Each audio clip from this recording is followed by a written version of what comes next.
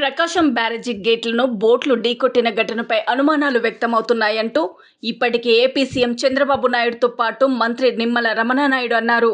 ఈ ప్రమాదంలో 67, 68, 69 గేట్లు భారీగా దెబ్బతిన్నాయంటూ, ఇదే అంశాన్ని నిగ్గు తేల్చాలంటూ ఇరిగేషన్ అధికారులు వన్ టౌన్ పోలీస్ స్టేషన్లో ఫిర్యాదు చేశారు.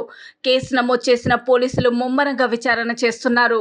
ఈ నెల భారీ వరదల కారణంగా తెల్లవారుజామున మొత్తం 5 పడవలు బ్యారేజీ గేట్ల వద్దకు వచ్చాయని ఇరిగేషన్ అధికారులు ఫిర్యాదులో పేర్కొన్నట్లు సమాచారం.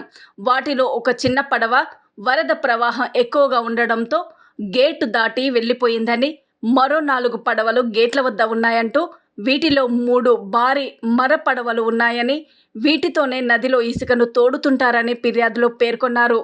అందులో 3 పడవలు గేట్లను తగిలి గట్టిగా ఢీకొట్టడంతో 3 కౌంటర్ వెయిట్ దిమ్మెలు ధ్వంసమైనట్లు ఫిర్యాదులు పేర్కొన్నట్లు సమాచారం. ఈ మేరకు పడవ యజమానులను గుర్తించి వారి నుంచి సమాచారం రాబట్టేందుకు పోలీసులు చర్యలు చేపట్టారు.